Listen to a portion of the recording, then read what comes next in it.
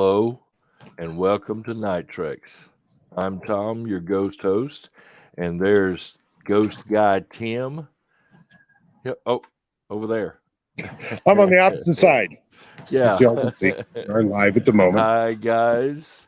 Hello. Welcome to Ravenwynd Tours and Night Treks, and we're so glad to be a part of your tour tonight. Hey, Tom, it's great to have you all. We are in downtown Topeka. We are on 8th in Kansas, right in the middle of downtown. Excellent. And so Night Treks is a dark tale for a dark night, and it's been storming here, so it's a perfect night for a dark tale. So what you got for us, Tim? All right, it's dark here as well, but we don't have the storms that y'all got down there in Alabama. No. So let's make that clear. It's been a nice night. We lost about half our tour, a little bit more than half our tour group. Oh, no. About a block back. They had an emergency they had to leave for, but that's all right. We're going to talk about a legend that happens with the Shawnee Indians. That legend is named Kawia Wa Nateli, and it dates back to the 1820s. We're actually standing at the very intersection where this will actually take place here inside the city of Topeka.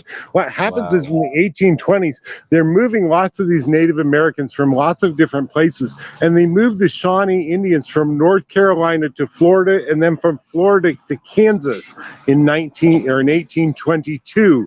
And so the Shawnee Indians arrive here. But in the process of arriving here, they crossed through the Appalachian Mountains in the middle of winter. And there's a blizzard going on, and there's an avalanche that happens there. Now, according to the Shawnee Indians, they lose approximately 50 members of the party that are crossing through that avalanche area. And a woman stays behind, Natila.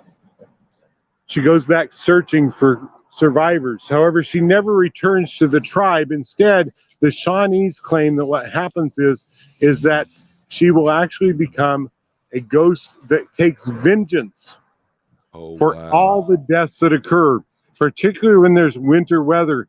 In 1921, Topeka had the largest blizzard it had ever seen. It dropped a total of 12 feet of snow on the city of Topeka in 8 hours. Wow. So much so that the city of Topeka will pass a law that snowball fights are illegal in the city of Topeka, because the Washburn University students started a snowball fight that lasted 3 days. I remember you telling us that in Strange States, Kansas. Right, exactly. And what happens is this.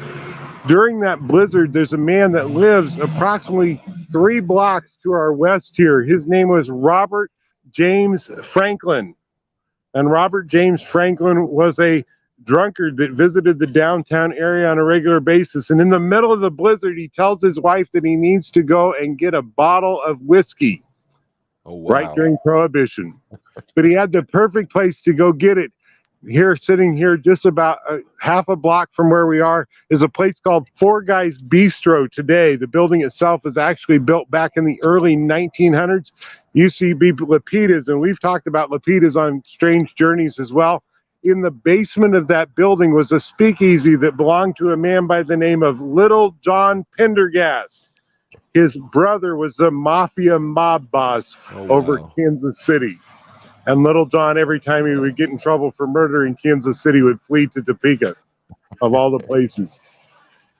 According to the Shawnee legend, Natila will actually go out in the middle of the night during a blizzard and will find somebody that is a white person and will kill that person by giving them a kiss. Franklin James is found out here just about where we're at, and he's actually, when he's found frozen, standing right about here where the windows are that you can see today on the old Tucker's restaurant that is right there. He's standing upright, frozen solid, and his lips are puckered as if somebody is giving him a kiss. Oh, wow. Oh, wow. The Shawnee Indians claim that Natila claimed another victim that night. I don't know if that's true or not. We'll let our guests decide that. We are going to take a moment here. We're going to do the Kansas Avenue ghost experiment for you. That way everybody can see exactly what happens. If you guys have got your dowsing rods, we're going to use these. We're going to see if we can get one spirit in particular to visit with us tonight. His name is Benjamin Jonathan, and we'll give his background as we go through a little bit. Hopefully you can see the guests this evening. Here, as I turn this around, I don't know how to change my camera around, so we're going to do this the easy way here. As I said, I lost a big portion of the group just a little while ago, so we've only got 2 guests. Benjamin, would you like to visit with us this evening? Oh, I see some rods crossing. We have some movement. Yep, Yeah, there's we've got some movement on that side as well. If they cross, go in and then cross them. If you're just about, you want to move them just a little bit closer. That's a smaller set for some reason. I've got some that are 14 inches and some that are 16. If you've crossed, go in and cross them. Benjamin, were you buried right in this area when this was the original Topeka cemetery? We've got movement. Go ahead and uncross those. Benjamin, did you die in 1857? I think they keep crossing, don't they? They do keep crossing. He's real quick about answering. That's a great. I see movement. Now, I'm going to let the 2 of you guess how old Benjamin was when he died in 1857. Remember, we were asking yes or no questions. You can ask those same yes or no questions. Again, you can ask those in your mind. If you get a yes, I'll ask you what age you came up with. Go ahead. Were you 17?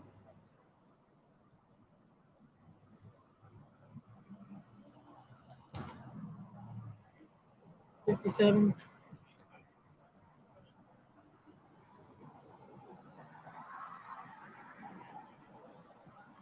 If you watch, you're still getting a lot of movement on this other set. Uh-huh. So, and he is saying yes with 57. Go on and uncross him. Benjamin, there's only 2 sets tonight. It's not like Wednesday night when we had 8.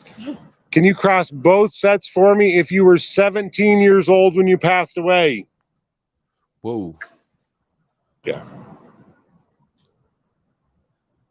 I see them cross. Yeah. Both of them. Both of them have crossed. Benjamin was 17 years old when he passed away. Wow. We have a doctor here in the town at the time that is our city's mortician. His name was Dr. Franklin Crane. And Dr. Crane's death records are really complete compared to the time frame that we're looking at. Benjamin Jonathan was a 17-year-old young man when he passed away. He actually died in a canal off the Kansas River, which is just about a mile north of us.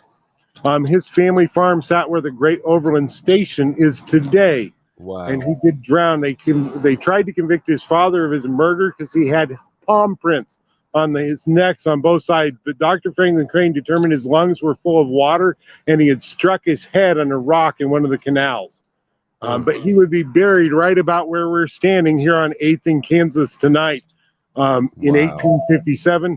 His body has been moved to the new Topeka Cemetery on 10th in California and was moved in 1859 to its new location. I visited his grave. Anytime we're out here with a group, he will respond to us in this particular area, unless we've got a movie going on down the street or there's a concert down here, or there's something happening on the Capitol Plaza, and then he is not here. You have to remember, he was a 17-year-old young man when he passed away, so he is wherever the nightlife is. Going where the action is. Right, exactly. Wow. That's awesome.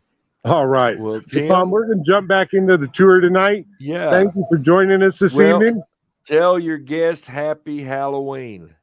We will do that. Happy Halloween from Strange Journeys. Right. And Night Treks. I will post this to Ravenwynd Tours Facebook page tomorrow off the YouTube page. Thank you, watchers, for joining us this evening. Thank you, Tim. Y'all stay safe out there and more spooks. Right, exactly.